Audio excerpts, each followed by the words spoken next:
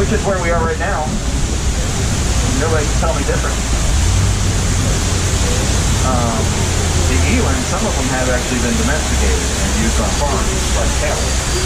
They use them for the milk, the leather, and the meat. But that's the fun part, is some parts of Africa, they use cows like it's a car or your jewelry or something. You know, so it's very opposite of what we're used to.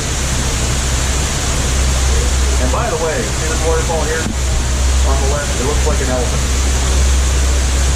The waterfalls look like a tusk. Yeah.